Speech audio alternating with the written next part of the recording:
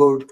The first item on the agenda is the appointment of Dr. Stephanie Coughlin as Chair.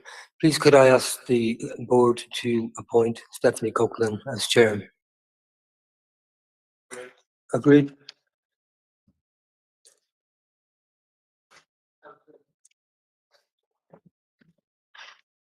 That's really. Okay, welcome everyone to the Health and Wellbeing Board. Hello, my name is Dr. Stephanie Coughlin. I'm a GP here in Hackney and have been working in Hackney for the past 14 years or so, and delighted to take on the co-chair role of the Health and Wellbeing Board. Before we carry on with the meeting, just want to give a huge thanks to Dr. Mark Ricketts, who has co-chaired the board for a number of years, and just really big thanks to everything that he's done. So just before we start, just a few bits of housekeeping. So just to explain, this is a hybrid meeting. We do have people here in the chambers as well as people online, and we'll be having a mix of people presenting online and here within the chambers. So do bear with us just while we work through the technicalities of it all. Yep. Is that better? Yeah. Now, I have a soft voice. Okay, hopefully you can now hear me all a bit better, and I've moved the chair forwards. I'm small, so the chair does need a little bit of moving forwards for it to work. So just please ask you to mute yourself unless you're speaking online.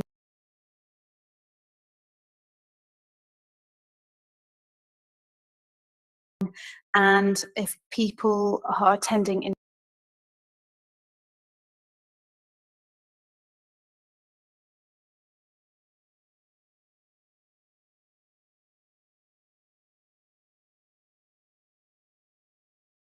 so if you can just keep those in your thoughts and pop your hand up at the end. And just we'll use the chat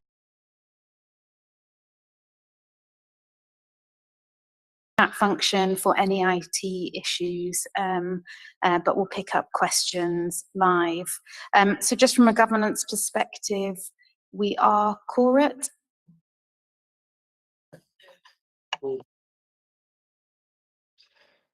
Great. And then just a further point just around community voice. So just to advise members of the board today, there'll be no community voice agenda item this meeting due to Healthwatch's capacity at this time, but Healthwatch will be back in November to present a community voice agenda item on ageing well. Okay, so moving us on now to declarations of interest. And are there any, do members need to declare any appropriate declarations at this time? Okay, I've got nothing here in the chambers and nothing on the screen.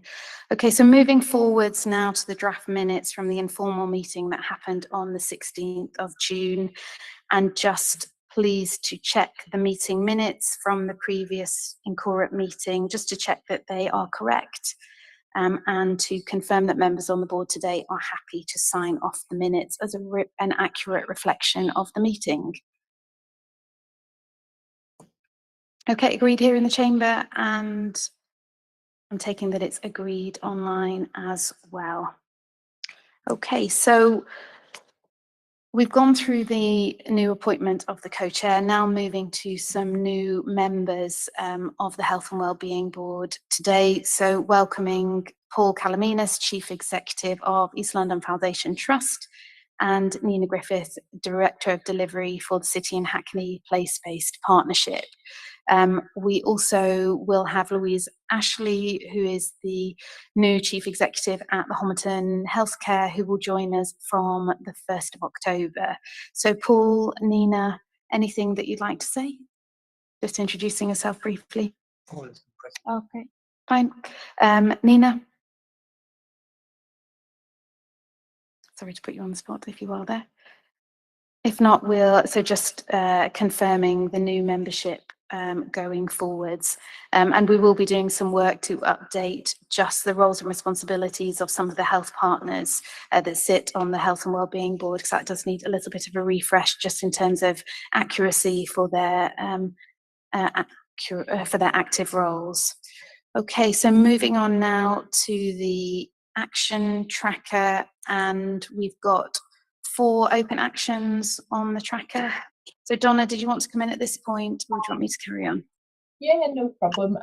There's, as Steph said, there's 4 actions on the tracker. The first 2 have been on for quite a while.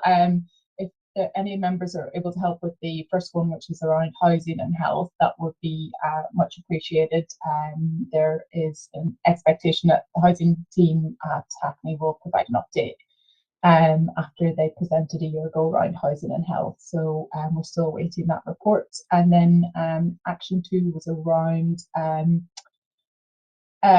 community engagement plan for Health Watch. Health Watch are obviously going through a lot of changes at the minute, and I believe that work is in action. I think we have somebody from Health Watch here who might want to jump in if there is an update on that. Or not. Yes, I believe whenever John's roles replaced, we'll be able to sort of progress work on that. And the final 2, so action 3 and 4, are from the last Health and Wellbeing meeting. They're both in action. So one was around the Connect Hackney presentation and recommendations that came to the board a few meetings ago. And there was an ask from NHS colleagues to report back on how they're taking the recommendations from that report forward. And we've been in discussion with Nina about that. We're just trying to get a date for that to come to the Health and Wellbeing boards. And the final action that was around the discussion we had around community voice in the last Health and Wellbeing board around anchor institutions and anchor collaborations. And Sally from Health Watch and Andrew Monk are progressing that. They just haven't had a chance to meet yet. So I presume that will be closed off by the time the board meets next. And all of the rest of the actions from the last meeting have been closed already, so they've been actioned. Great, thank you, Donna. Any questions or comments on the actions that are outstanding?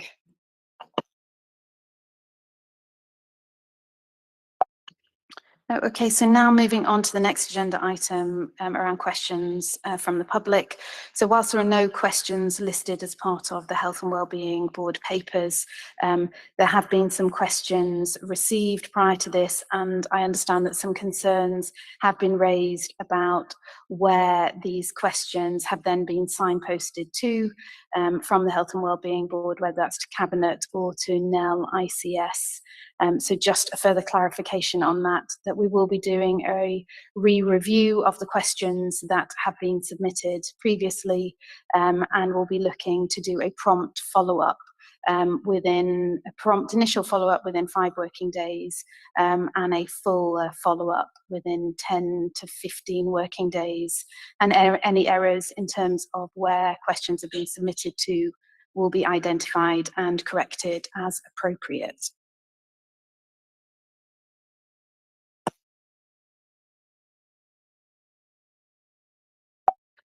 Okay, so moving on now to the main parts of the agenda. So really welcoming the team who are coming to present on the next agenda item around climate action and health, and really focusing on opportunities for collaboration for climate change and health. So welcoming, we've got Jane Taylor, Catherine Pelly, Matthew Carrington, Rebecca Waters and Juliet Brown. So we're going to be allocating about an hour for this discussion. And we've got about 25 minutes, about 35 minutes for the presentations, and then we'll have about 25 minutes after that to hopefully have quite a rich discussion on this area. So handing over to Jane, I think first, is that right? Yeah, shall I share my screen? I'm hoping, I've never done this before in this meeting, so I'll see how it goes. And tell me if you can see this. Okay, so can you see that yet? It's coming, I hope. Yeah, we can see that now. Thanks, Jane. Great, brilliant. Okay, well, hi everyone. So yeah, I don't think I know everybody. So my name's Jane Taylor, and I'm in the City and Hackney Public Health team. I'm going to crack on because we have got quite a lot to get through, because we do want to leave plenty of time for discussion. But I would just say, if you could hold your questions until we get to the discussion, if you could make a note of them, and then we can do it all then. So I'm just going to provide a very brief bit of, a briefish bit of context about climate and health, just to sort of frame this as in terms of why this is a priority health in all policies issue for this board.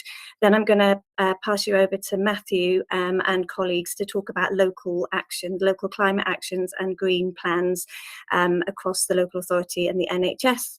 And then we'll, as I've said, go into some discussion about opportunities for collaboration. But this really is about that sort of how we are more than the sum of our parts. So how we're all doing great stuff, how do we work together more effectively? Okay, so this is just a reminder. Most of you have probably seen a version of this many times before, but it's just really to place climate change in the context of all of the different layers and levels of influences on health. So this is everything from individual characteristics, hereditary factors, lifestyle, social community networks, working conditions, and then the macro socioeconomic, cultural and environmental conditions. Now, obviously, it's at that macro level that the climate change happens, but when we go through the slide, you'll see that the impact of climate change influences many different levels of influences on people's health. Okay, so in terms of what is climate change, this isn't the Intergovernmental Panel on Climate Change definition, but what I just wanted to flag here is that there has, you'll probably be aware, there's been some change in terminology more recently. We're talking much more about the climate crisis, climate emergency, that sort of language. So we'll be using that a bit interchangeably. But really what we're talking about is the long-term increase in average global surface temperatures caused by rising greenhouse gas emissions in the atmosphere. And these emissions are from fossil fuels we burn, like coal and oil. So they're the main cause of this dangerous rise in greenhouse gases. And then this warming in turn heats the oceans and causes changes in the timing, geography and intensity of weather and climate events, as well as rising sea levels. Now, I'm no climate scientist, so I'm hoping that those who know more about this than me are happy with my brief go at a definition there. So this is a map of London, and hopefully you can see that the black lines, they're borough boundaries, and hopefully you can see my cursor. You can see Hackney here, and it's covered in red. So this is the GLA climate risk tool, and it's basically saying that climate risk in Hackney, like many other inner London boroughs, is actually high, more or less across the whole of the borough. So that's the sort of local context for this. So we don't yet have a comprehensive picture of the full health impacts of climate change, but we do know that we are seeing extreme climate and weather events such as droughts, floods and heat waves becoming more common, more severe across the world, but we've definitely seen it here this year and in recent years. And these changes are harming our health on quite a large scale. Many of you will know that the Lancet has described climate change as the biggest threat to public health this century. So there are lots of different frameworks that try to sort of explain the mechanism by which climate change affects health. This one here is from Wellbeing. But what all of the frameworks, what they have in common is that they talk about the direct effects on health of extreme weather events, and also the indirect health effects that are mediated by natural and social systems. So just to pick some of that out in a bit more detail, I'm not going to go through all of this, don't worry, please have a look at this at your leisure. So in the middle there, the extreme heat and weather events, obviously high temperatures, including the record temperatures we've seen in this country this year, are obviously linked to heat stroke, but also impact on heart, lung and effect and in terms of kidney problems as well. There are risks to maternal and neonatal health and also mental health, and there's obviously with greater exposure to sunlight, increasing skin cancer, which that's already been happening in recent years, set to continue. And obviously then there are specific health risks around flood-related injury and infection.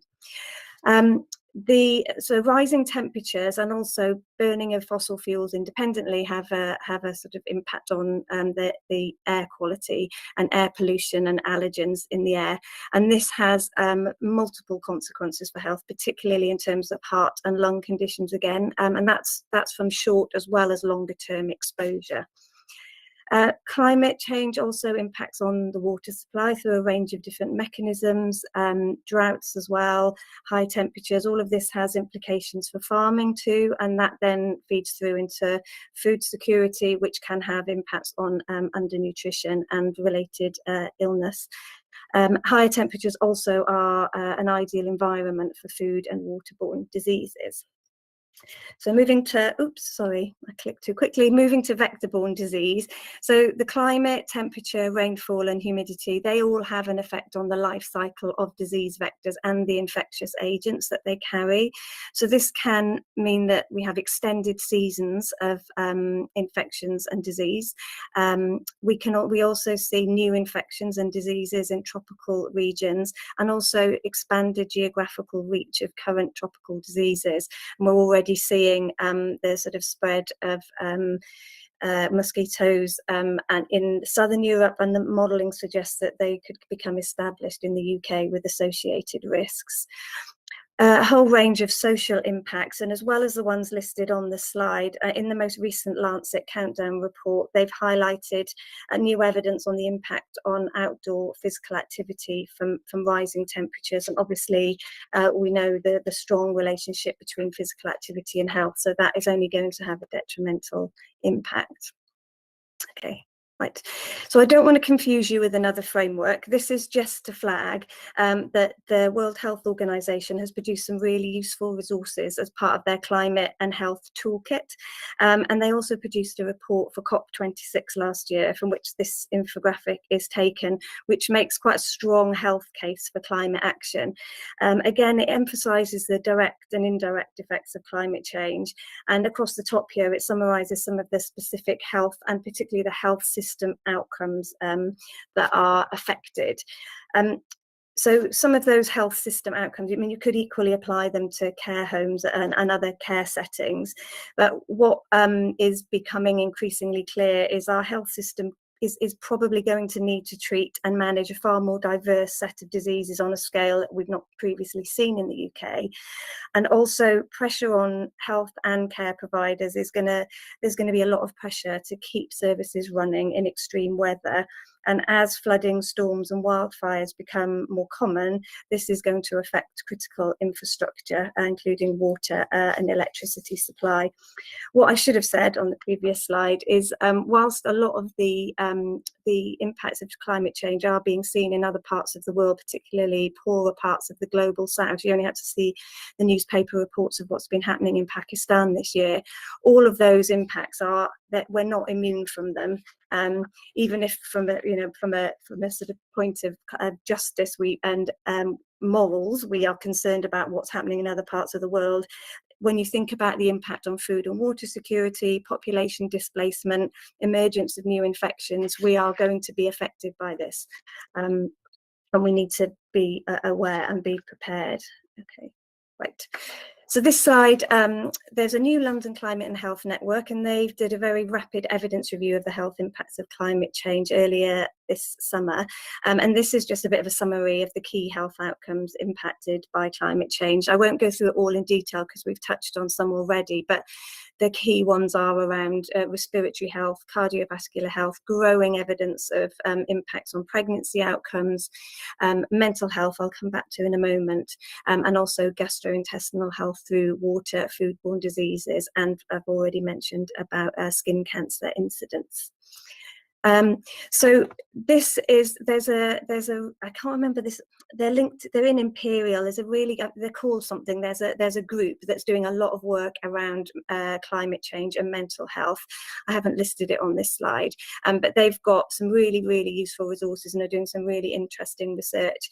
And what this is really showing, it's just a sort of summary of all of those climate change impacts, which are across the top of the slide, and then the direct and indirect mechanisms by which they impact on a whole host of mental health outcomes, including anxiety, mood disorders, sleep disruption, post-traumatic stress disorder, suicidal thoughts and actual suicide, a whole host of other mental health outcomes. And one of the things to flag here is the issue of climate anxiety, which I think really underplays the impact of climate on particularly young people in terms of that feeling of powerlessness and feeling really overwhelmed by the issues and feeling unable to do anything about it.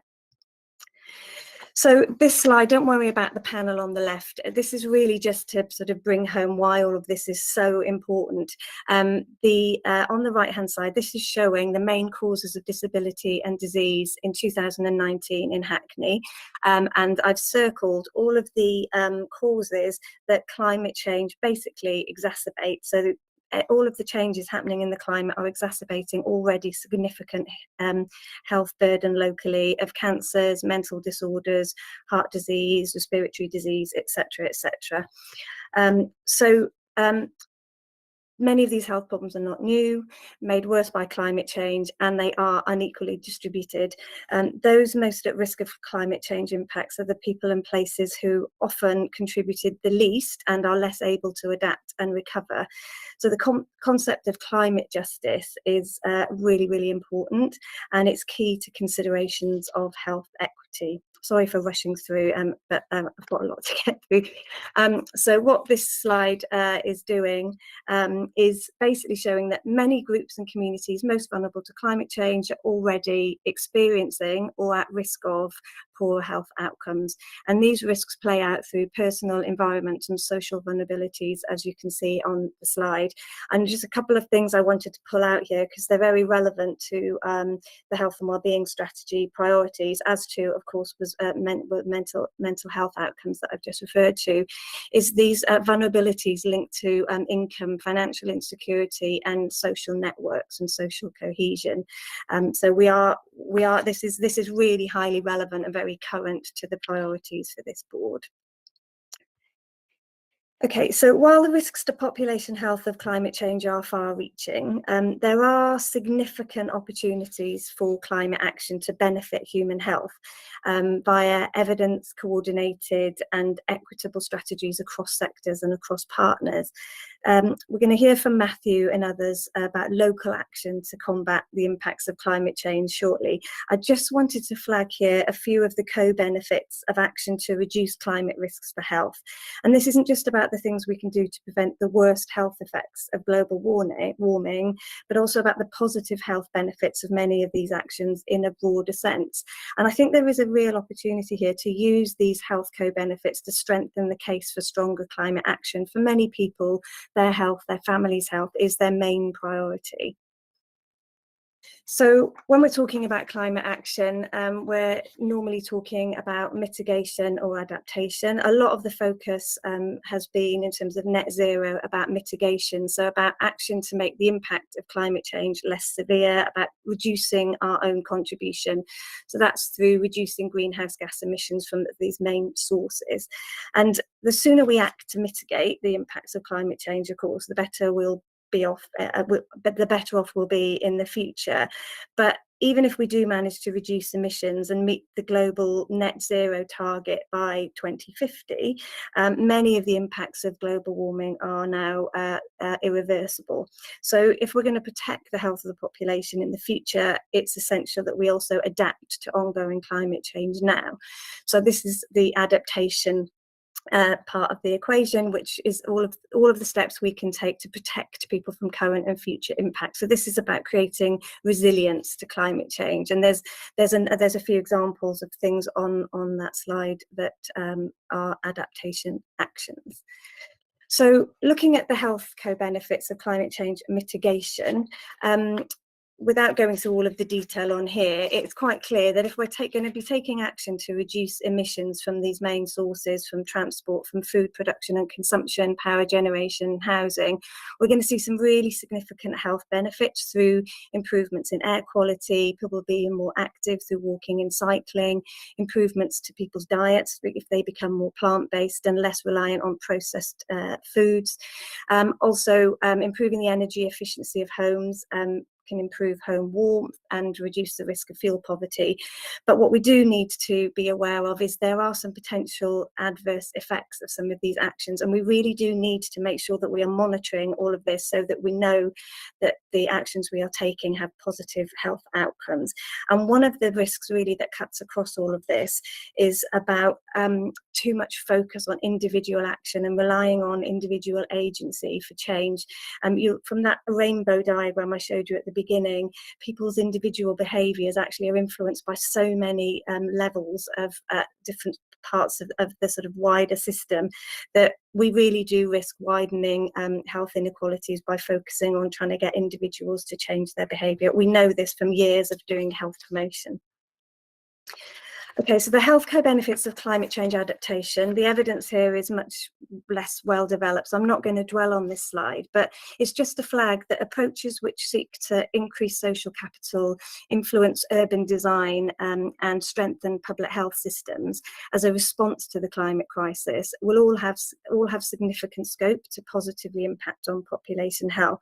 But again, we need to be aware of the potential risks in terms of the negative impacts that these actions may inadvertently have. And there is growing consensus that we really need to be integrating our mitigation and adaptation strategies and then monitoring the impacts of these to better understand the risks and minimise any unintended consequences. So I'm nearly done. This chart is just basically showing all of the individual risk factors for poor health and premature death in Hackney from the same source as a previous chart that I showed. And this is basically what this is really showing is, I'm sorry that the text is a bit small, but lots of the risk factors are around high BMI, pre-diabetes, high cholesterol, hypertension, dietary risks, low physical activity, air pollution, and then this non-optimal temperatures. And I think you can see from that that actions that will we can take against climate change will have a positive impact on many of these individual risk factors for poor health. So it's just to summarise really that positive action for climate it means positive outcomes for our health. So this is my last slide, and it's just to bring us back to mental health again, because this is a priority of the board within the new strategy. And this is again from the same source as before, and it's really just drumming home that by making changes and improving energy efficiency of housing, making more available green and blue spaces and making them more attractive and usable, and then increasing cycling and walking, and importantly, community action for climate change really can have positive mental health impacts. And there's just to go back to what I was saying before, there is some evidence, I think it's anecdotal, but there is some evidence that actually climate action for some without the right support structures around it can actually be quite distressing. Just that, again, going back to that feeling of powerlessness and what impact can I make as an individual. So it's just a note of caution there. So I'm going to stop because I've talked enough, and these are the questions we'll come back to, but I'm going to now pass on to Matthew, who's going to talk about the draft Hackney Climate Action Plan, I think. Is that okay, Matthew, to hand over now? Yeah, if you just keep rolling through the slides and then I'll speak to them. That was a great introduction, Jane. I'm not sure I can really follow that one. It's very, very comprehensive, I think, for everybody there in terms of, and I'm really pleased that the things that you picked out from a health point of view are many of the things that are actually within the Climate Action Plan, like the considerations of integrating mitigation and adaptation, the health benefits, etc., etc. I mean, what I'll say sort of before I start is this is a very complex cross-cutting area, as health is. And it's also about systems as well. So like I say, it's not just about individuals, it's individuals and agencies within a system. My name's Matthew Carrington. I'm in the Climate Homes and Economy Directorate. And I, with others in that team, sort of lead on the work, which is I'm going to talk about today, which is the Draft Climate Action Plan. Presentation, it's only 9 slides. It'll cover 3 areas. One will outline the key elements of the Draft Climate Action Plan. The second area will be engagement work to date and future proposals that members here will be interested in. And then just sort of a procedural aspect of outlining next steps to the draft cap to formal adoption. If we can move on to the next slide, that'd be great. So I'll just give you a sort of short overview of the plan. I mean, these are the key aims. of the climate action plan as it stands. As I say, to date, there's been a sort of significant focus on delivery at the council, but we do realise that sort of future activity needs to continue at pace, but also be sort of increasingly systematic to maximise impact, as well as working more collaboratively with others, which will enable progress on the borough-wide emissions. As I say, I'll come on to some slides which say which bits the council are responsible for and which bits they need to work with others on. And so, as I say, I mean, one of the big things of the CAP is it seeks to bring the key aspects of climate and ecological crisis together under one umbrella. We can move to the next slide. I thought, picking up on some of the comments that Jane said about social justice and things like that, this is sort of the key principles of the CAP, which follow as a thread through all the work that we've done. The first one about change being possible, I think we get a lot of sentences about catastrophic climate change, and there's no doubt that it is catastrophic, but we do need to create some form of optimistic vision that makes people feel that they can be part of something and actually what they do does matter. I think also we've recognised that, you know, collaboration is key, and there are many opportunities. There's stuff going on already, so it's not starting from nowhere. There's already work going on with health colleagues around transport and food and things like that, just from the teams that I'm in. So we are starting from the position of something, but we realise we need to ramp that up. Picking up on Jane's point about fairness, that has to be at the heart. Again, as she said, there are many benefits to taking action on the climate emergency, but as we know, the risks are not distributed equally. And so therefore, as we decide our climate actions, they must be designed with attention to those who might be negatively affected and how they are.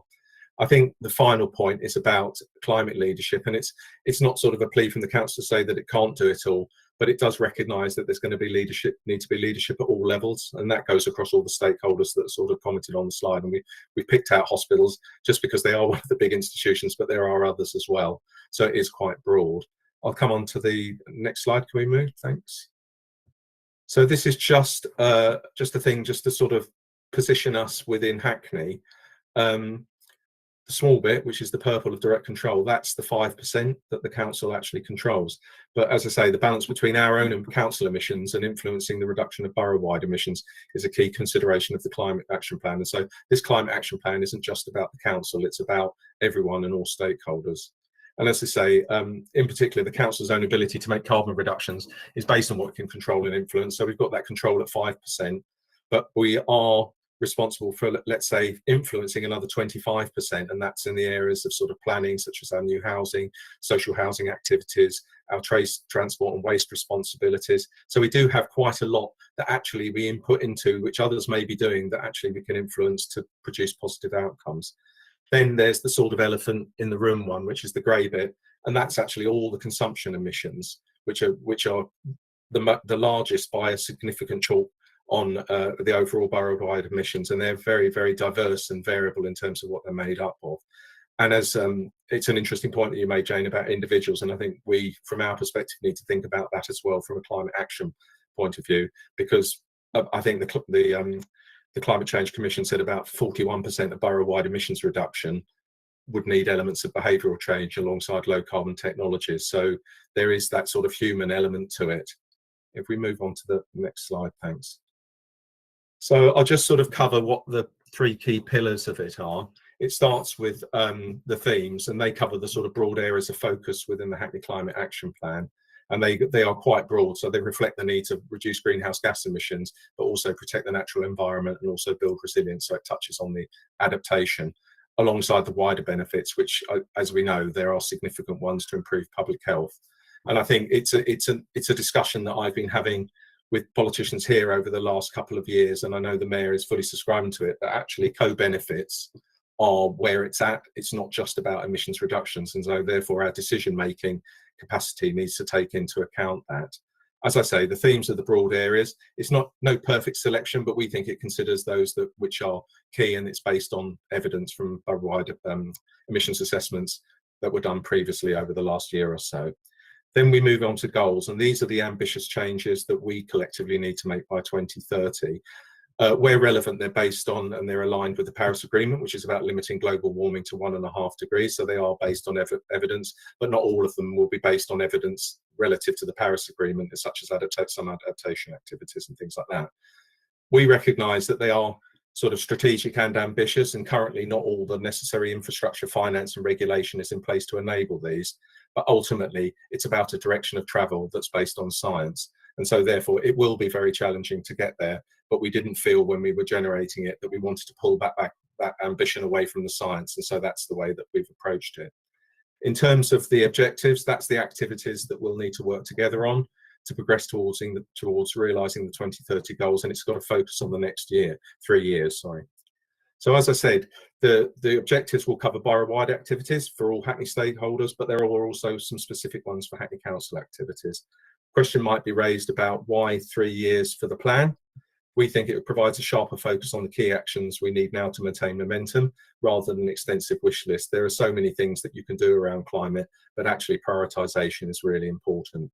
And it also helps focus on actions that would enable us to scale activities for the period beyond the initial 3-year plan robustly. So there's lots of things that we know how to do, but ultimately we need to get them to a place where we can actually ramp them up. Now, there's all sorts of challenges in finance and all sorts of bits and pieces around that, but ultimately, let's say from the council's point of view and other partners, sometimes it's about understanding exactly what you need to do so you can actually hit the button on it if the right things come along. It also recognises that anybody who's involved in climate work, that technology and costs associated with net zero actions, they're changing rapidly. There's been massive decreases in costs of solar panels, and hence deliverability may change markedly over time. So that may create shifting focuses for action in the future. Next slide, please. So these are the 5 themes. It's divided into 5. It contains the sort of usual suspects, but it's broader by integrating adaptation and mitigation activity together. And also, as this sort of overarching thing, it's considering the economic opportunities associated with climate action and also social justice, as mentioned before. So as I said, consumption is 74% of emissions in the borough, buildings 21%, transport 6%, and then we've got adaptation, what needs to be done in addition to the above, and then environmental quality, which is the linkages with climate action and biodiversity, and picks up some of the other aspects about vectors and pests and diseases and things like that. Next slide, please. I just wanted to sort of touch on engagement work that the council has done to date, and then just summarise that, and then move on to the direction of travel and where we think we're heading.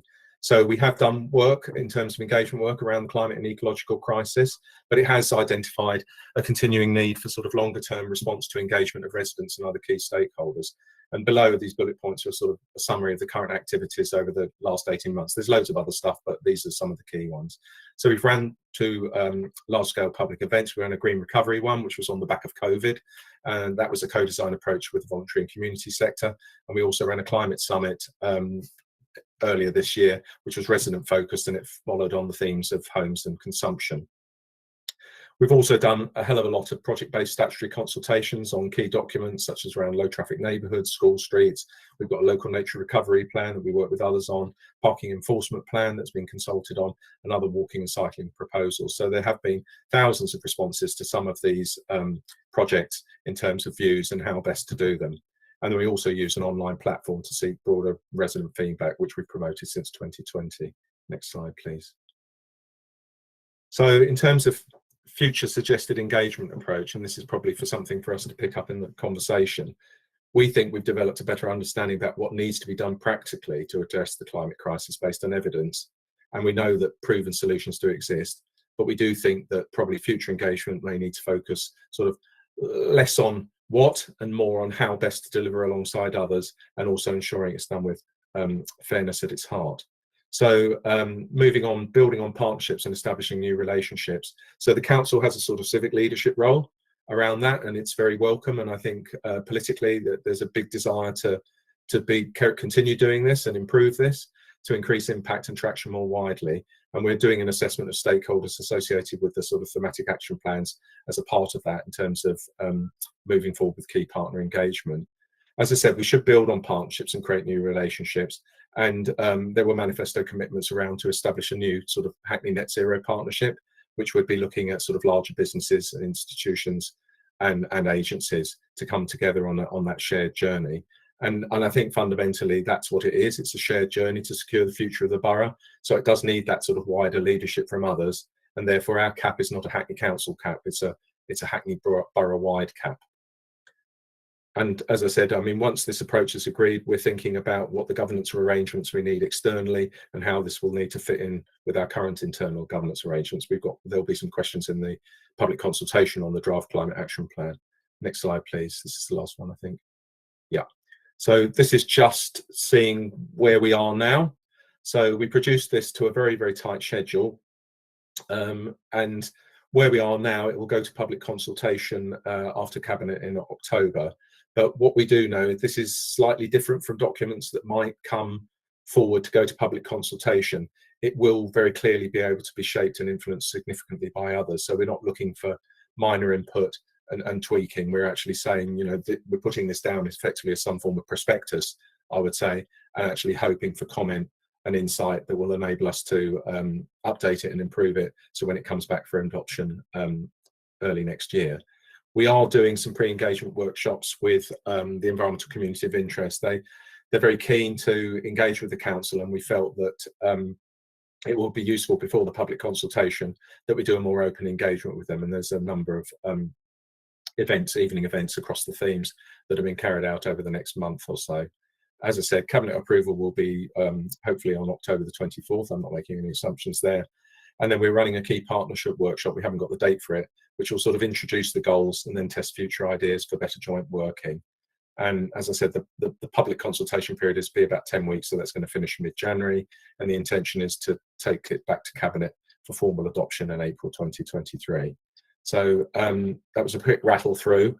I hope that was useful and on top of everything else. But thanks very much for what you did, Jane. I was very impressed with it. Thank you. Thanks, Matthew. Sorry, I just lost. I was on the wrong screen then, and I went a bit too far. That was really helpful, Matthew. And I know there's loads to cover, so thank you for doing that in so few slides. Steph, is that all right? Do you want me to just pass over to? So we were going to ask sort of. There were leads for the green plans across the North East London, ICS and Homerton and Elf to just reflect on what they've heard and also opportunities for collaboration. And I think in your agenda pack, you've got they produced very kindly some short briefing notes, and there are also links to the more detailed green plans for each of those organisations and partnerships. So I don't know who wants to go first out of Rebecca, Juliet and Catherine. You don't have to go in the order I'm on my screen. I'm happy to go. That's okay with Juliet and Catherine. So hi, I'm Rebecca Waters. I'm a Deputy Programme Manager in the North East London Health and Care Partnership, and I'm looking after the net zero approach. So at the moment, that's our integrated care system green plan for the whole of North East London Health and Care System, and an anchor programme. And in our anchor programme for North East London, we have 4 elements, and climate action is one of them. So this all fits together. And also in this meeting, Nina has joined us, but my colleague Steve Collins is also here, that is leading on net zero at a senior level in NEL-ICB. So we've formed our green plan, and many of you that are on the call were actually part of our engagement sessions to do that. But it builds on the trust green plans in North East London as well. So initial look at what Matthew's presenting there, this is a really good opportunity for us to look at how the NHS and health and care services can get involved in delivering our plans at place. So it comes at really good timing, because your engagement schedule aligns really well with we have to refresh our green plan every year as well. So your findings that you've already got from your engagement sessions, anything that's health focused, but also the things that you go through writing the next stage, will be really helpful to influence ours. In our first few months, we've been really building the social movement and educating people around that the climate crisis is a healthcare crisis. We're training GPs at the moment, and our 4 clinical leads are leading on that. So hopefully today is also get things on the primary care radar in Hackney, and they can join those. We also already are collaborating, but maybe I can pause and talk about the things we're already doing in Hackney when we come to collaboration. But as you've explained, Jane, health issues are already arising now from climate crisis, and Hackney is actually 8th in England for high numbers of deaths related to air pollution. In the top 10, 7 are North East London boroughs, so and Newham is number 8. So in the refresh of our green plan, we're going to really need to do what we weren't in a position to do earlier this year, and is look at our air quality strategy a lot stronger, and maybe discuss as a system whether we actually need a separate air quality strategy, because that is slightly different but related to getting to net zero. And also for us, adaptation planning would be an opportunity to work together on, because we don't necessarily have that kind of civil infrastructure expertise that would be really welcome, and help us shape either future roles in the NHS or system roles where somebody might work across and help work on that. We obviously had the heat waves in the summer, and as I understand it, we didn't quite manage to get a after action review in the diary, but our emergency preparedness team does want to bring colleagues together to review, to inform any mitigating and adaptation plans for ahead of next summer. Also, just to make sure you're all aware, but the London Public Health England team, or what used to be Public Health England, sorry, they have a new name now, are producing climate dashboards. So this is going to be really helpful for us. They're engaging on what we need in those dashboards, but that will really help us look at neighbourhoods and look at the care that those particular neighbourhoods need to either mitigate or deal with climate change and how it affects their health. So it's all coming in terms of education and people joining on board, and the data that we would need to help us make planning decisions as a system. Thanks very much, Rebecca. That's really helpful. If it's okay if we bring in Juliet and Catherine at this point, and then we can bring in some of the things that you've talked about, collaboration, as we move to the discussion. I just want to make sure that we've got enough time to have the discussion. So over to you, Juliet, and then Catherine. Thanks very much. Thanks both. I think that was a really fantastic kind of summary of where we're at, particularly in terms of the health co-benefits, Jane. And thank you, so Matthew.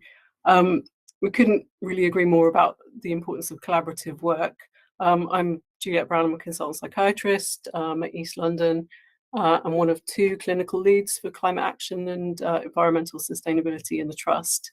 You've got a kind of brief summary of the work that we're doing on that paper that we've sent round. We published our Green Plan earlier this year and declared an emergency last year. I've been working on the plans largely with Rebecca in the Nell region, but we've also done some close kind of collaboration work with our other boroughs in London, so it's really good to get more involved with what's happening in Hackney. I think in terms of kind of looking at what are our ambitions, I think it's important to kind of recognise, that these are not future events. We're talking about the climate crisis, but the kind of impacts of air pollution are very much present and have been for a while. And also to kind of recognise that food bills and fuel bills are also part of this conversation, because they're not unrelated to what's going on globally as well.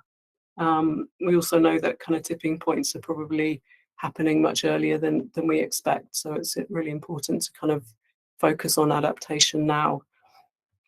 For us kind of at ELFT, I think the main things that we've been focusing on in the last 6 months have been the sort of internal things that we can do around our direct emissions. So we're looking at engaging our staff with our kind of climate network of staff.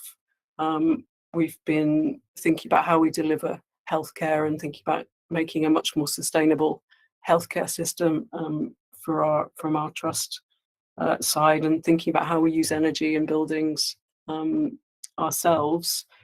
In terms of the kind of collaborative work that we've done, it's with the Nell ICS, and it's kind of mainly kind of thinking about things like transport, food networks, and how we kind of can influence the local area in terms of our anchor work.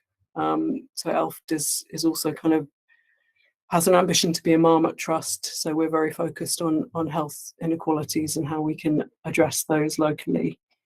But I think we are quite aware that we need to move much more into adapt and thinking about that now. So I guess that involves thinking a lot more about the kind of psychological and practical helps that we can give to our populations. So in terms of thinking about climate resilience networks and centres, which some boroughs have set up, and thinking about how we can support people to make plans in event of things like heat waves, but also think about how we can collaborate with local authorities to kind of support work around that. So those are kind of my first thoughts. But yeah, excellent work. Great, thanks very much, Juliet. Catherine, from the Homerton perspective. Thank you. Thanks, everybody. As we've shared in the pack, some of the work that we've been doing in Homerton Healthcare, and I suppose just like everybody, we have a green plan. We've made commitments, building on commitments we'd made previously around our roadmap to being net zero. And I think what we've focused on are kind of a range of changes, so practical things that most people might not notice. You know, we've changed the lights to LED lights, for example. Our vehicles are electric. There's very practical things that actually can be done. But we've also tried to build in an approach that does engage our workforce and our patients. So I'm sure many of you who've now walked past the front of Homerton Hospital will see, I hope, the living wall, which not only is beautiful, and it was part of our kind of remembering COVID and the impact, but also actually it has a benefit to the environment. So trying to kind of use that then as a dialogue about why that's important. We have a very, very active gardening group, and things like that, real kind of practical things that people feel they can contribute to and make a change. And because I think that engagement then builds kind of momentum. It's a kind of social movement aspect of this, I think, which I think is really, really important, and we've got to build on that. And you know, we're also trying to make some practical changes that only we can do. We've changed one of our anaesthetic gases, for example. It has no difference to patients, but it makes an awful lot of difference to our emissions from that. But we'll also need to work with others around some more obvious changes. So changing inhalers, for example, will require a lot more involvement of a broader group of people to help the patients understand if they're getting something different when they pick up a prescription or they're given an inhaler by us, for example. So I think the conversation is about partnership, and I suppose there's many opportunities about the shared experience. But from our perspective, we share space. We share the same problem, heat wave being one. There are things that we could all do if we think about the impact on our population and our patients together, rather than each service trying to respond to that. And also, how do we have that conversation with our staff, our workforce, and the public really about this issue, so that they can understand the small changes that they can make to make a big difference in overall in totality, and to stop it feeling as though it's so overwhelming I can't possibly do anything myself. That's all I wanted to say, really. Thank you. Great, thanks very much, Catherine. So obviously we've heard a huge amount of information and some really powerful messages under there. So we're really asking the board to consider some key questions, and some of those were shared on one of the slides earlier, but just to sort of recap, really the priority is, where are the greatest opportunities for collaboration to maximise the collective impact of our climate action to protect and improve population health and reduce health inequities in Hackney? So really focusing on where can we have maximum impact around collaboration. Some other things you may want to be considering as we open out into the discussions: do the existing plans we've had, or the snippets that we've heard today and with the fuller plans included in the full pack, do they sufficiently address health risks from climate crisis? And are there any potential unintended negative consequences for our plans for population health and what mitigating measures might we want to put in place to avoid or minimise those, but really focusing on where are the greatest opportunities for collaboration to maximise impact. So really opening out now to questions, comments, suggestions, thoughts. Please pop your hand up if you're online, and give me a wave if you're in the chamber.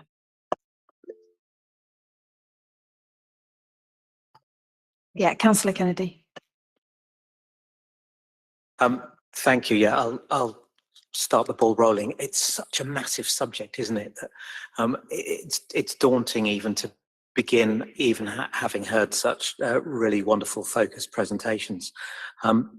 One of the things that came to mind is, are we helping as we, as for example, a local authority, talk to our residents about what they think about the climate action plan? Are we linking in with NHS partners and helping them to talk at the same time to their patients and their service users, and indeed talking to other partner organisations who have service users in the borough, so that we really are absolutely involving everyone in the conversation?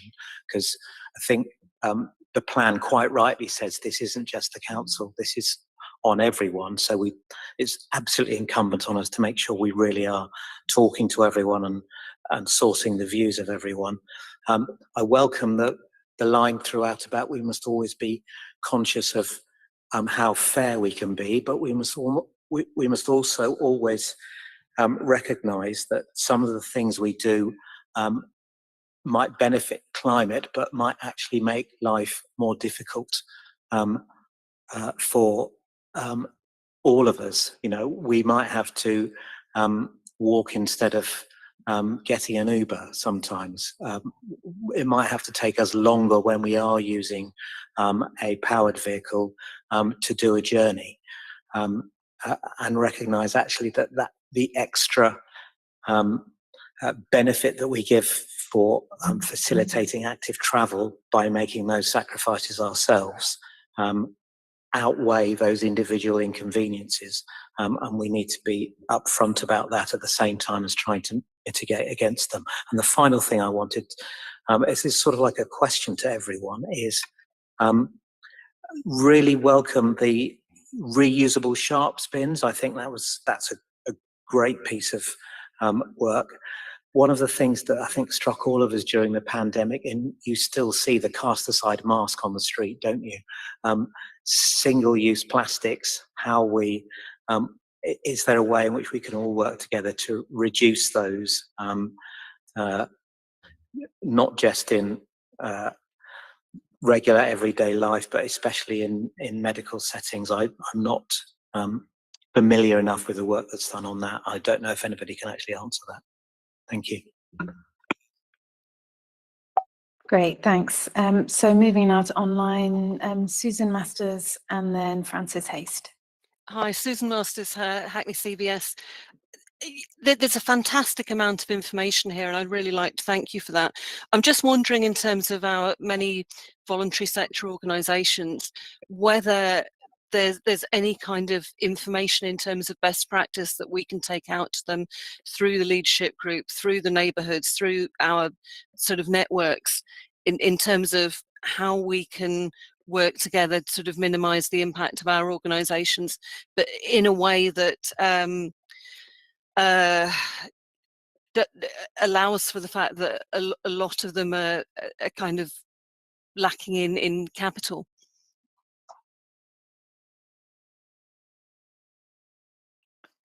Okay, thanks. Yeah, really good point. How do we do that in a way that is doing some of the initial work, sort of across the place-based partnership, which then enables smaller organisations to be doing their contributions to it, but without having to do the some of the the bigger sort of work at the beginning. Frances. Thank you. Yes, lots of really interesting work going on. So, and I really enjoyed those presentations. I wanted to raise an issue about adverse consequences. There's been a huge push, and quite understandably, I understand exactly why, towards walking and cycling in the borough. However, a significant portion of older people are not going to get on their bike because they haven't got one, and even if they had one, they probably were not prepared to.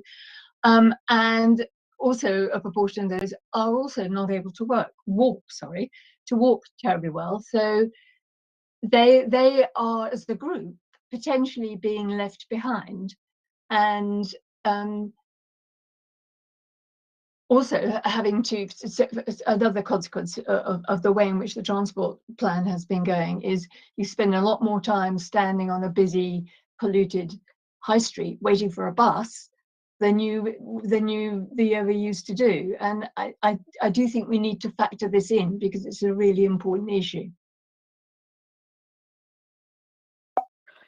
Yes, and I think that links back to what Rebecca was saying in terms of the work that's happening around a dedicated air quality strategy, and actually some additional focus on that, recognizing some of the important unintended consequences that can happen, which were also raised by Councillor Kennedy around things that you do can make life harder, and actually how do we then mitigate for some of the unintended consequences that may arise. Catherine.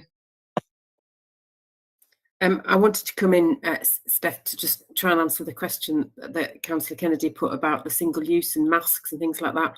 I think there's a couple of things. There is work being done to look at how we can recycle masks in line with all the waste stuff. It's incredibly complex. Hope nobody has any more detailed questions because I am not the person to answer that.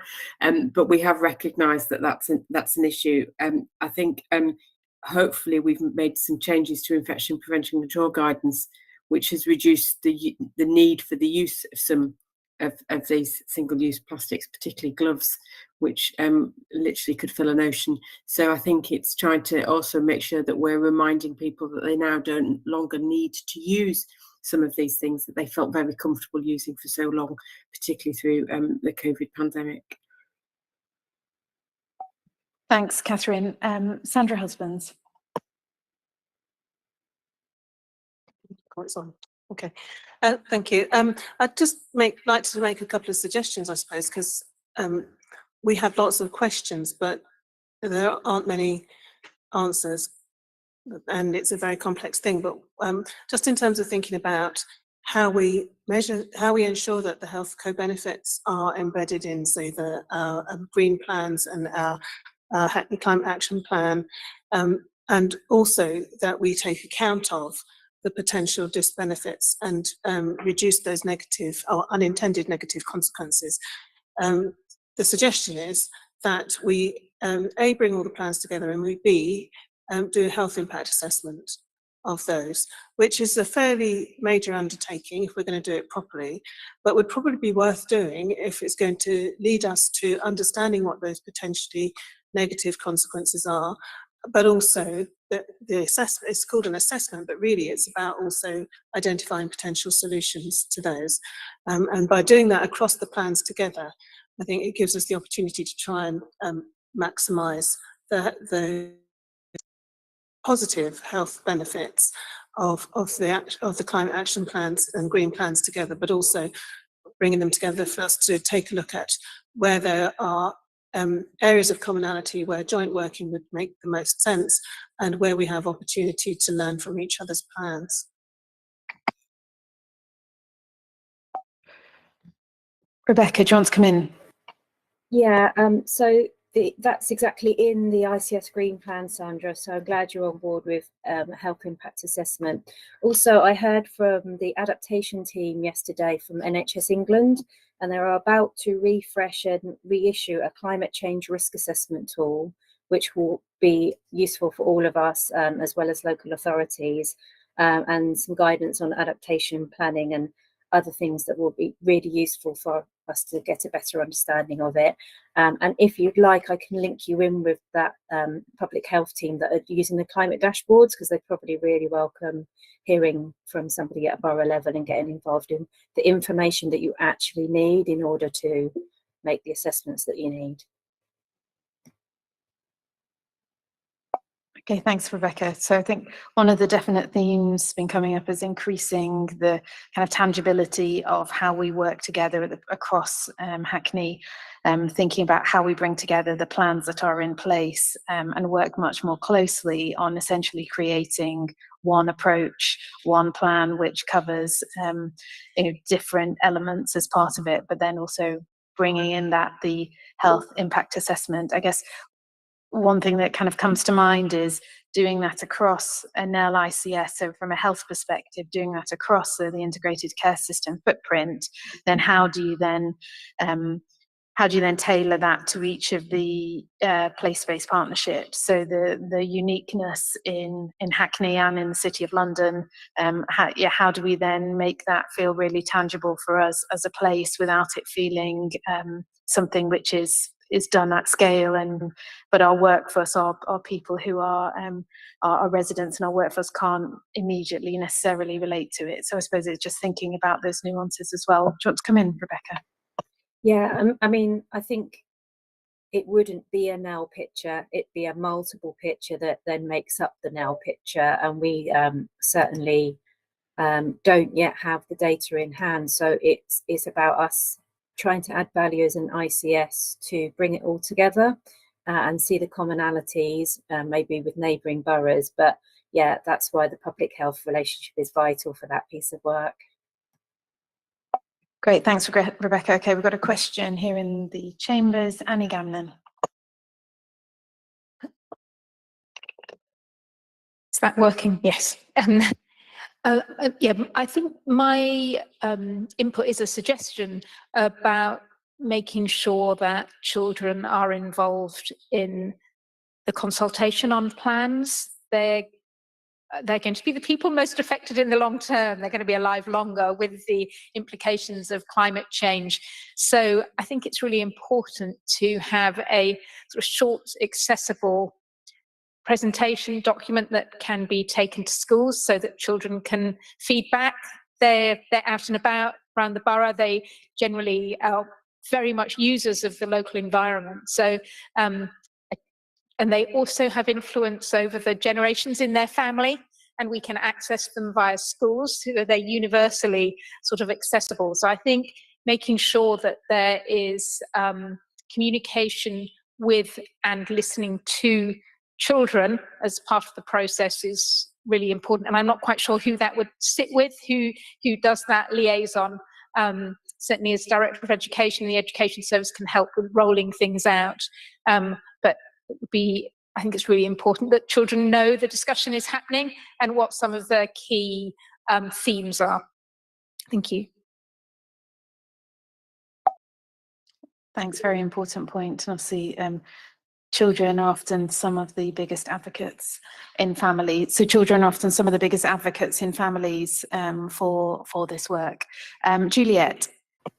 Yeah, just to kind of second that, and just relating to the point that I think Jane made earlier around climate anxiety, I think the evidence is that action is beneficial as long as children feel that adults are listening to what's being said, and action is actually having an effect.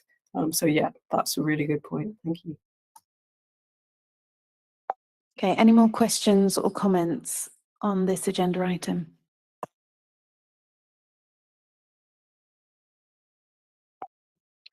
No, okay, so, oh yes, Lorraine. Hello, thank you. Really helpful discussion. I'm Lorraine Sindus, I'm Chief Nurse and Deputy Chief Executive of ALFT, standing in for Paul Calaminas. I suppose for me, and I'm a Hackney resident as well, and I suppose for me, this topic is vitally important, but there's something about, I think our biggest task is how we connect it to everyone in the population, particularly those who are more deprived, and thinking about how does this not become an additional expense and additional burden. And they usually, and I think it was raised within the presentation about they then maybe contributed the least amount, but then will have to pay the most. And this is a global thing, I think, about how to connect with this. So I agree with working with children, but also maybe there's something about, firstly,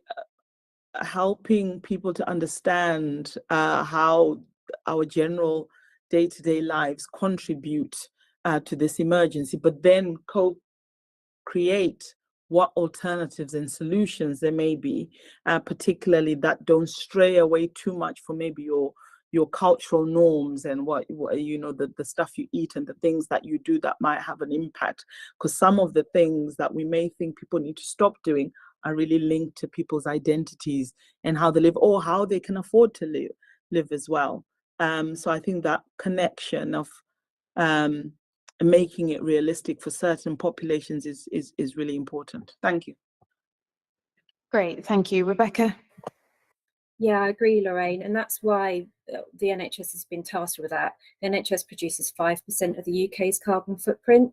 So before we are making the public feel like they are part of the problem, we need to get our house in order and reduce our footprint so that we're not making them sick as we go about our business. And 14% of London transport and road traffic is from NHS, and that is made up of staff commuting and travelling and people attending appointments. So there's loads of things we can do before we expect the public to join in as well. Thanks, Rebecca. Juliet? Yeah, just to add that you know, some of the things that we can do or can be done, things like insulating people's homes better and improving access to public transport are really the things that you know, will make people's lives better with less resources, and those are definitely the things we need to focus on.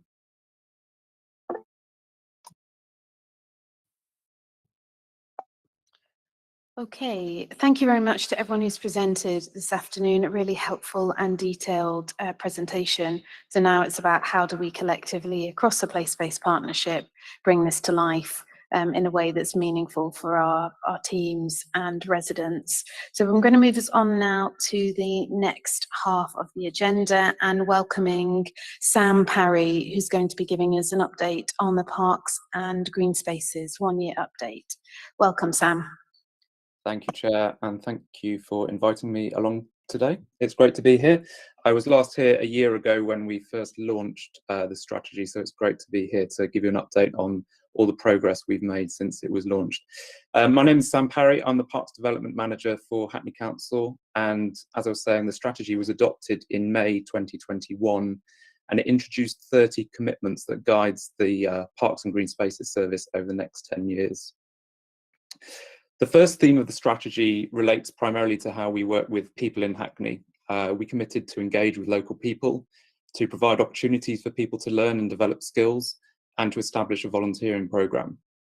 We committed to engage with people on improvements that affect their local parks. An example of this in the past year was engagement we did with local people around changing the name of Castle Gardens to Kit Crowley Gardens as part of the council's review, rename and reclaim project. So this photo is the opening photo where residents and councillors came along to celebrate the new name.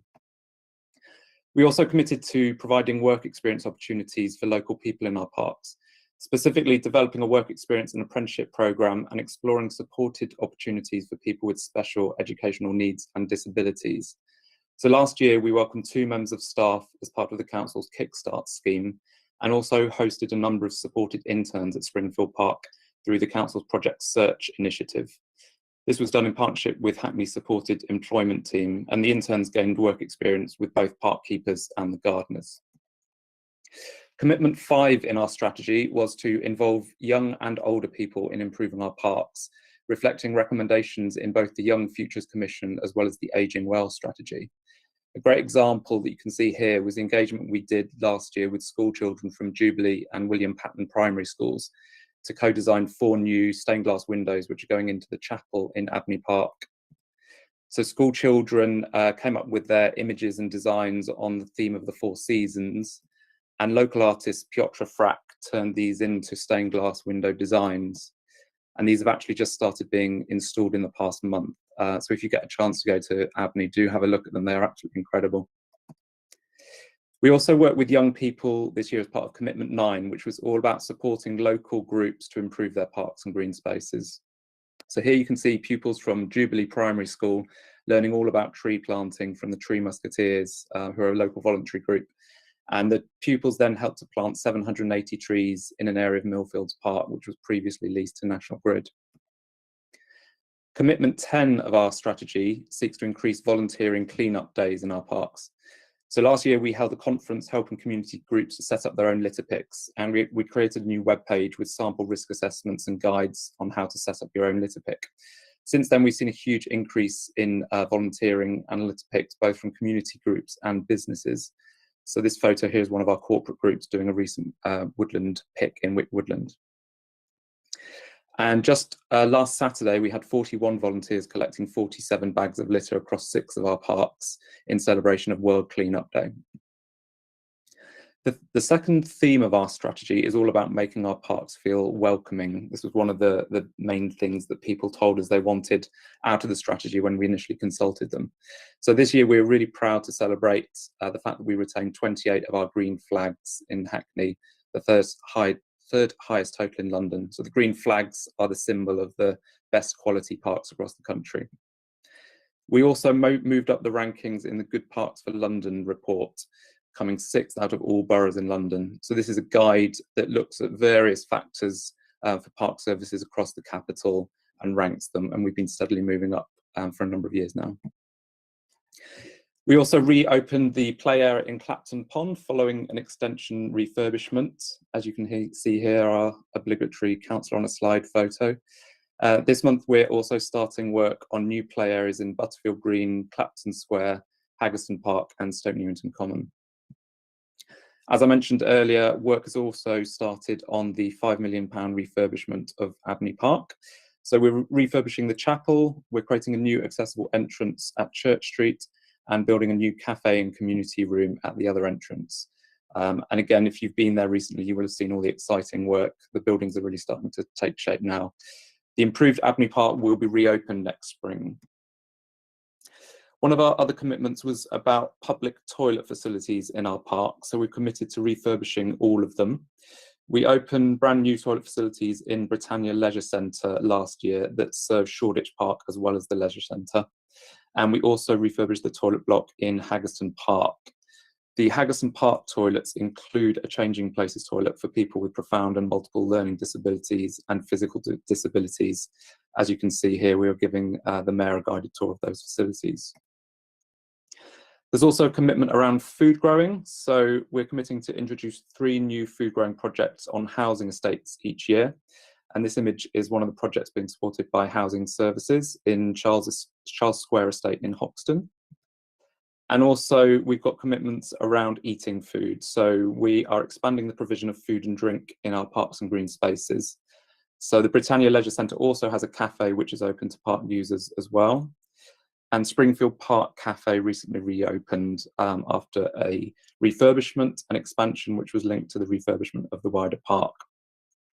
Work is also underway to prepare Haggerston Park Kiosk and Clissold Park Pump House for new operators to operate them from next year. And all of our invitations to tender have a clear expectation that there should be significant healthy food offers. And this is also part of the scoring process for these tenders. The third theme of the strategy is all about environmental sustainability, and this links on very nicely from the previous discussion around carbon reduction. So we have a commitment to work towards being a zero carbon service by 2031. In order to start this work, we needed to first understand what our current carbon footprint is. So we've recently appointed consultants to look at our entire service. And we now know that our service alone produces around 750 tonnes of carbon a year, primarily from our buildings and our vehicles.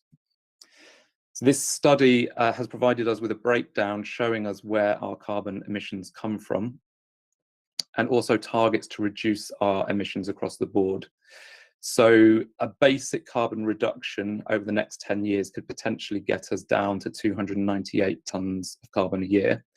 Or a really ambitious reduction could get us down to 125 tonnes, which would represent an 83% reduction by 2031.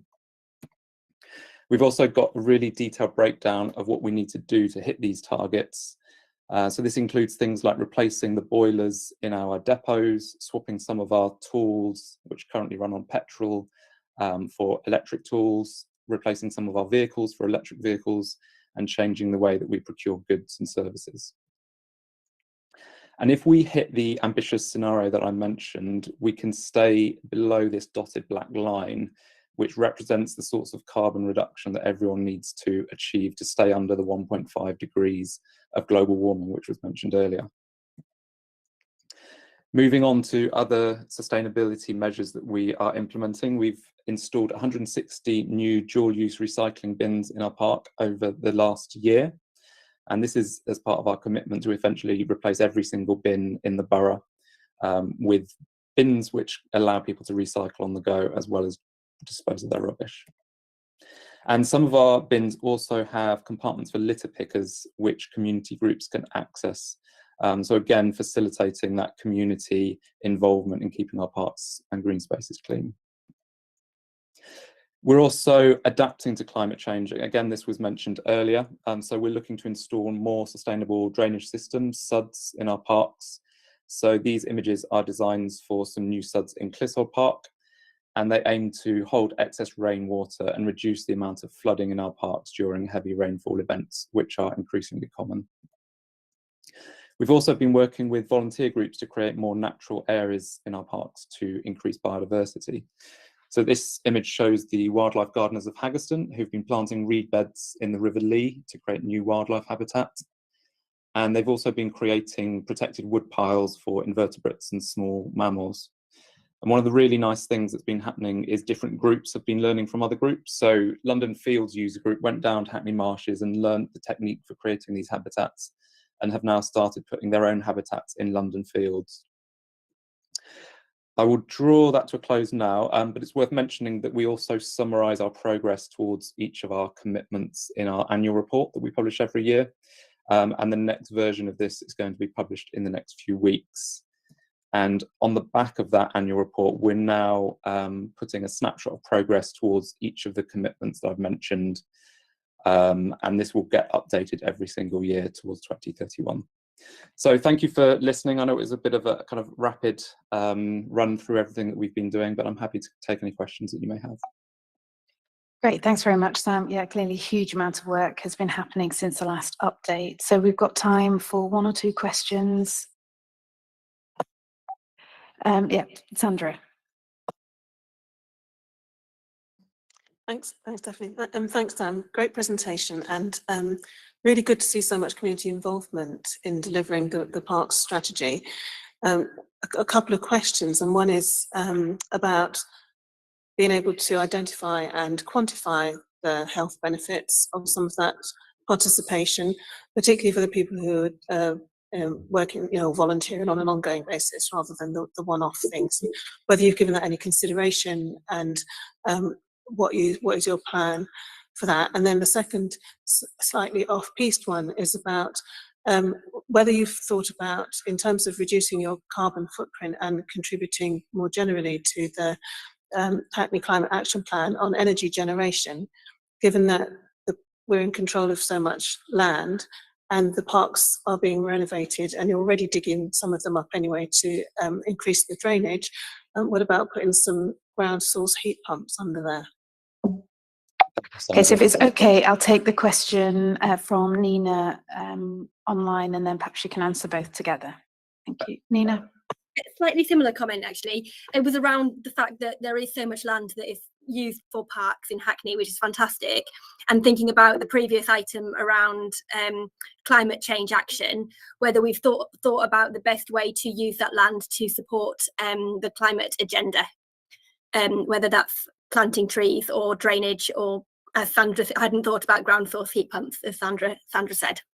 Thank you. No, great presentation. Okay, so one question just around how you're measuring impact, and then the second around utilisation of the park spaces. If you could answer those, and then I'll need to move us on. Thank you, Sam. Yeah, thanks for those questions. Yeah, I mean, we know that volunteering is fantastic for people's health, both physical and mental health.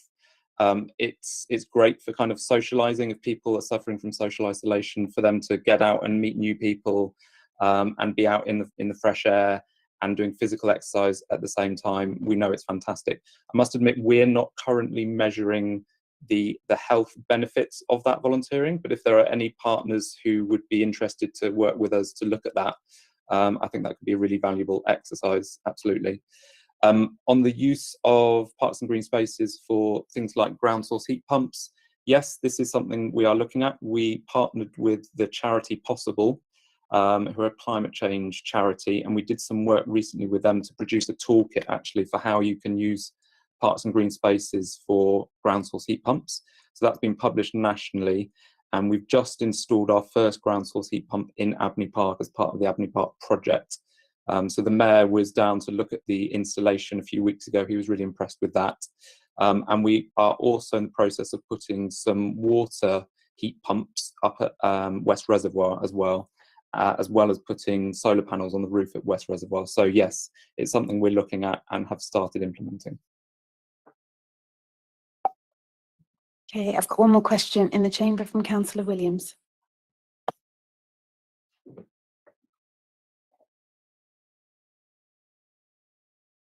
Oh, all right, there we go.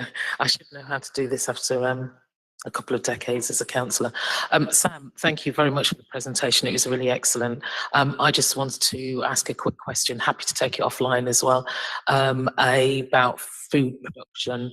You did give a quick update on the Hoxton food garden, but also I'd like an update, if you can, on the trees, particularly those that we were planted at. I'm looking at Councillor Kennedy, hoping that he'll be able to remind me. In the north of yeah, we had a big day over Hackney Marshes, and just a variety of trees. There was there were lots of reports of the number of trees that were not successful, didn't grow successfully over there. So what is left, and what's the future plans for food production on council green spaces? Thank you. Yeah, so the target for food growing is primarily focused on housing estates. What we don't want to do is turn over lots of our public open spaces towards what is often sort of privatised green space when it's turned over to food growing. We do have quite a bit of food growing already in parks. The growing community sites in Springfield Park, Allen's Gardens, Clissold Park, and we've got other community food growing projects in Robin Hood Garden, Kynaston Gardens, but we're not at the moment looking to increase that in public green spaces, but we are working with housing colleagues to do 3 food growing projects on estates each year, and they're progressing really well on that at the moment. So happy to provide details of that outside of this meeting if you're looking for that.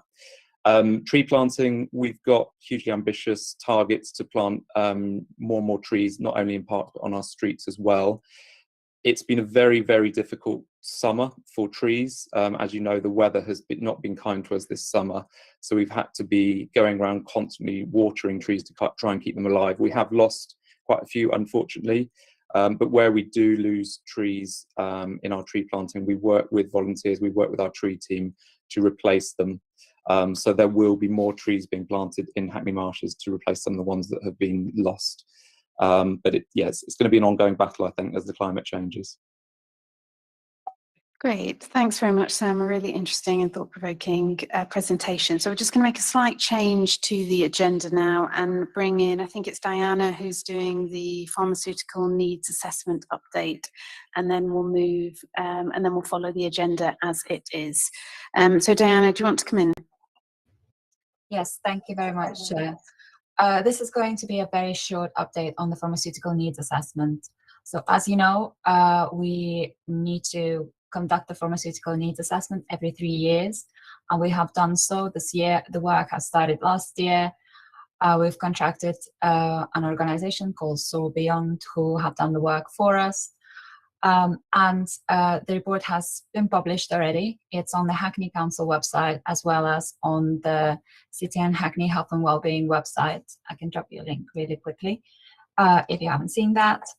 And just to notify the board that the report came back saying that Council has really good coverage in terms of services, and they currently do not recommend to provide any extra services. I could just read out what they actually said. There is an excellent range excellent access to a range of services commissioned from pharmaceutical service providers. And as a part of this assessment, no gaps have been identified in provision, either now or in the future, of the pharmaceutical services.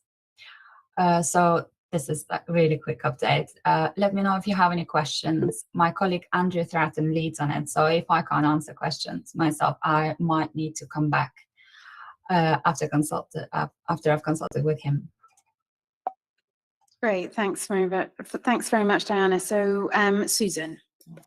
Thank you. Deanna, fantastic assessment. There's some really, really useful information there, which I've sort of taken out to use in neighbourhoods. I hope you don't mind, just sort of around demographics and inequalities.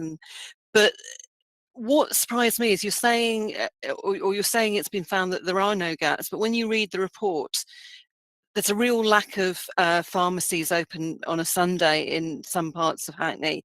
And also, I think it's Hackney Downs apparently has got half the level of coverage of the London average. So I was surprised by that. And also, I'm really interested in knowing what the long-term ambitions are for the role of sort of pharmacists within Hackney, and whether there are challenges in terms of estate, in terms of sort of expanding on the role that pharmacists can play within the community. Thank you for those questions, Susan.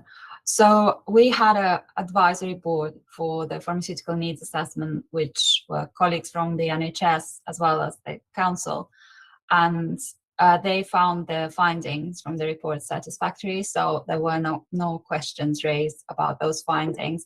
Like I said, I might just take a note of your query and take it to my colleagues to respond at the next Health and Wellbeing Board. Thanks, Diana. And Sandra's also raised in the chat actually around where we can direct that to in terms of NHS commissioners. And I'll just bring Sandra in now. Yeah, thank you, Chair. It was actually to make a separate point. So, but just to reinforce for people who haven't seen in the chat, in terms of the pharmacy provision, the community pharmacy services are commissioned by the NHS at the moment, by NHS England. So the pharmaceutical needs assessment is really providing information to those commissioners. Susan absolutely rightly points out that the overall conclusion isn't necessarily one that we might have drawn. And the second thing I wanted to say, which is why I put my hand up, is that as a Health and Wellbeing Board, we have commissioned the pharmaceutical needs assessment, and it's up to us to decide whether we want to accept it, the conclusion as it is, or whether we want to amend it so that what we recommend to NHS commissioners doesn't exactly say there are no gaps and there's no need to do anything else. Yeah, thanks, Sandra. And the other comment, I'll bring you in a sec, Susan, was just around actually the points you raised, Susan, about what's the overall ambition for pharmacists and in terms of impact on estates. I don't think that doesn't just apply to pharmacists in terms of some of the broader strategy aspects around estates. Actually, it's about, as we diversify, as we grow our health workforce, what are the broader implications around estates and other things, and sustainability for that going forwards. Did you want to come back in, Susan? No, I was going to, but Sandra said it, because I was just interested in knowing how other people felt on the board reading that report, because to me that was, although there's a huge amount of information sort of included in our papers for this meeting, it was that one that I found sort of really meaty. And actually I'm sure it was expected it would be something we'd just nod through, but I felt that raised more questions maybe than some of the other papers. It's perhaps that's something that we can also pick up in terms of some of the health structures. So outside of the Health and Wellbeing Board, but raise some of those questions in some of the health structures locally and across the ICS in relation to that. Okay, if it's okay, I'm going to move us on again. So now, thanks very much, Diana. And now we're on to the NHS funding on health inequalities, and Sandra. Excuse me, thank you very much, Chair.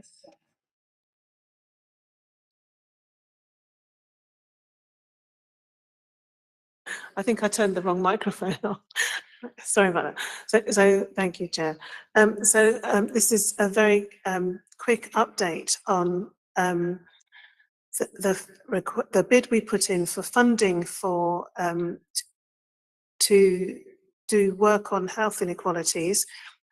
Each ICS was allocated a share of several £million across England, and we were lucky enough, or clever enough, to be allocated 900,000 in City and Hackney. We already have an existing health inequality steering group, as I'm sure all the board members are aware, working very closely with the Population Health Hub. And so through the hub, mainly led by Anna Garner, we put together the bid that basically suggested to Nell that we wanted to use 600,000 to continue the work of the Health Inequality Steering Group and the work that we'd already started there, and the rest of the money for some specific proposals, some of which are identified in the paper, and we were successful in getting that 900. So this is just for information, really, to let the board know that we have the funds and where we plan to spend them. Great, thanks, Sandra. Any questions or comments on this agenda item? Francis.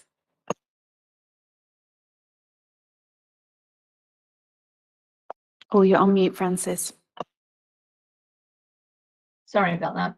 Given the role that, thank you, Sandra, for that overview. Given the role that the voluntary sector plays in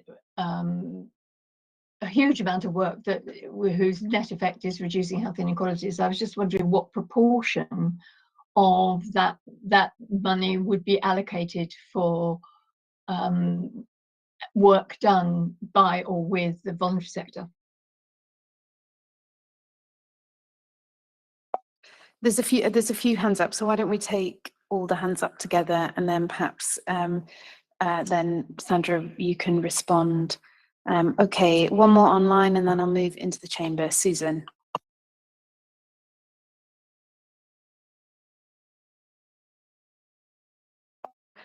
Sorry, Susan online. Susan Masters. Oh, sorry. Yeah, I think just building on the point that Francis made, just slight disappointment with the level of funding allocated through the community chest to our smaller community groups.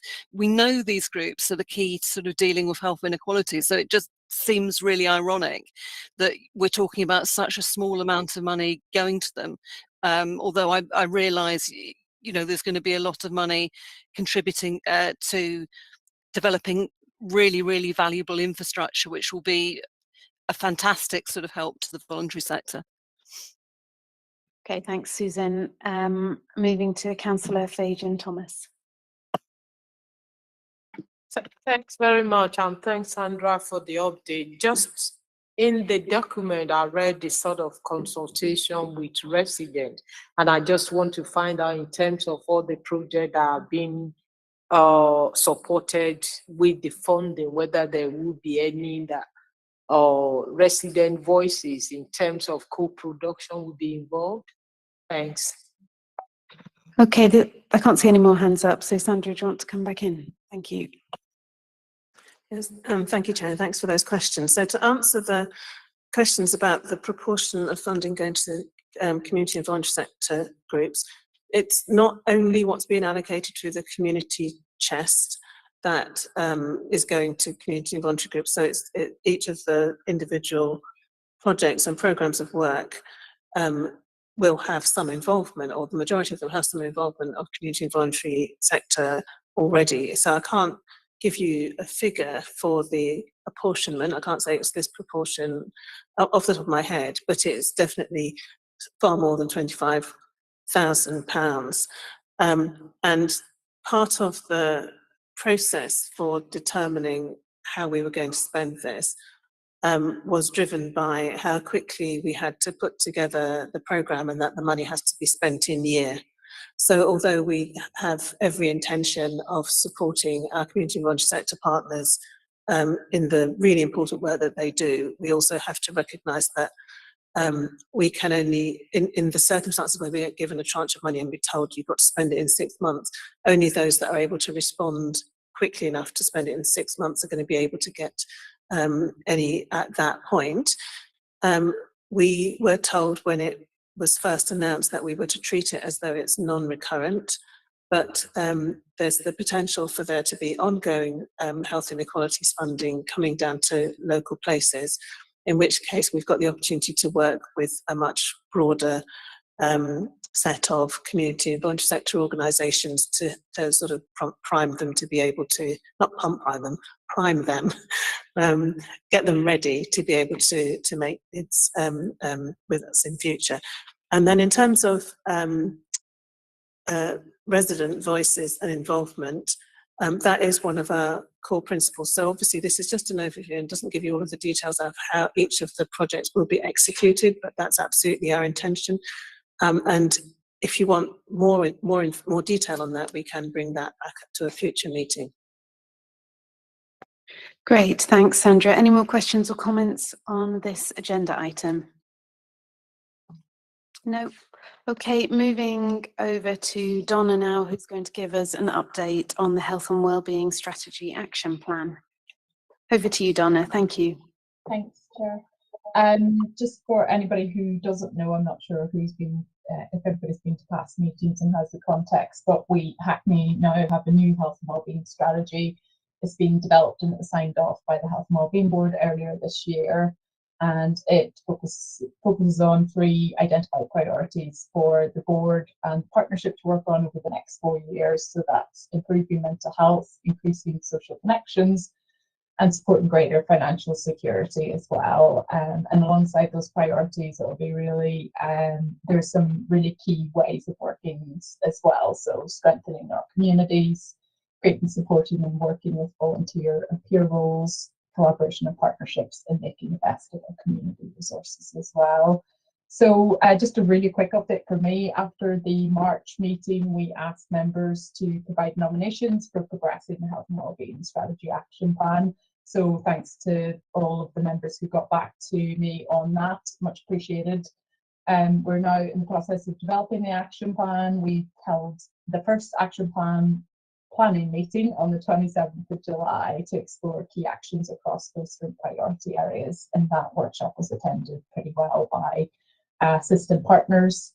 And we then paused because obviously it's summertime, we didn't really think that there'd be the same representation. So we've got the second meeting scheduled for the 17th of October, and we're going to be doing some work in the lead up to that to draft the action plan, which we hope to share on 17th of October. Donna, we just lost the sound there, but you seem to have come back. Sorry. Did you get any of that, or? I think it was just the last sentence or so that we didn't catch. So we've got a second action planning workshop booked for the 17th of October, and the idea is to bring a draft plan to stakeholders at that workshop with an overall timeline to get the action plan back to the Health and Wellbeing Board for the November meeting for discussion and proposed amendments if they're needed. And that's it. Great, thank you, Donna. Any questions on that from the group? Okay, so moving on now, back to you, Sandra, for an update on the Anchor collaboration. Thank you, Chair. Excuse me. So for those of you who were here at the previous informal meeting, you may remember there was meant to be a discussion about the Anchor collaboration in a bit like we did today with climate action, thinking about how all of our separate approaches could come together in a bit more of a collaborative way to increase impact. And on that occasion, the meeting timed out, and so there wasn't that much of a discussion, and we were charged with taking that to the Health Inequality Steering Group, which we did, and we had a workshop on the 16th of August, the goal of which was to kind of work out what our shared vision might be for maximising the use of our resources in terms of being an anchor, collaboration, and maximising the impact of our actions, not only in terms of working together on, say, job creation, but also on climate action, for instance. Obviously, with the excuse me, the underlying objective of leading to better outcomes for local people. So we had that conversation. We had Renacy, who are the consultants who'd been commissioned by the CCG a couple of years ago, actually, who came and took us through, and we had a facilitated conversation with them about what we could do. I'm not going to replay the whole workshop, but basically the next steps that we agreed with that we would bring a paper back here early in the new year, when the new Hackney Strategic Plan has been adopted, and the strategic partnership we launched, which we think would be a good home for the anchor partnership, given that its objectives aren't only about health and well-being. That's a better home for it than here, although of course we can continue to have conversations here about maximising the health impacts from it. Great, thank you. Sandra, any questions or comments around that? No, well, that leads us nicely on to the next agenda item about the forward plan. Donna. Back over to me. Are you there? You look like you're frozen. Can anybody hear me? So the connection, oh, that may be me. Oh. Can you hear me? Oh, great. Just a really quick update. There's a forward plan in the agenda pack. You will see that for the November meeting, there's the Aging Well theme. And for the January meeting, there's a focus on children and young people. Both sessions are really busy, but we have to define our themes from the March meeting onwards. So would really appreciate if you've got any ideas or thoughts on what our theme should be for 2023 to get in touch, and also just to flag that the agendas are really busy now until March, so get in touch if you want anything scheduled. We just dropped the internet here in the chambers, so we missed all of that. But I'm presuming Donna, you're talking all about the forward plan. Very exciting stuff, yes. Talking about the forward plan, didn't miss too much. Just to say that there's a paper in the pack that highlights the plan for the next couple of sessions, but after March we need to define our theme, health and all policy themes for 2023. So would really welcome suggestions for that for 2023, and just to flag that it is really busy until then. So if anybody does have any agenda items, they need to get in touch ASAP. Great. Oh, is that someone wanting to speak? No. Well, on that note, I'm going to bring the meeting to a... Oh, yes, sorry. Do you want to come in? It's okay. Thanks. Donna, I just want to suggest to the meeting, and I'm not too sure if the meeting would like to, the Hackney reduction or violence against women and girls, including our domestic strategies being signed off. So probably because of the correlation around mental health well-being and other areas of domestic abuse and well-being, maybe something that the meeting would like to have a sight of at a point in the forward plan. I think that's Councillor Janet Thomas, but yeah, I'll make a note of that and add it to the forward plan. Thanks for that. Great. Well, I think that does now bring us to a close. Thank you very much for your time, energies, and contributions this afternoon and evening. And yes, wishing you a good rest of week, and we will see you again soon.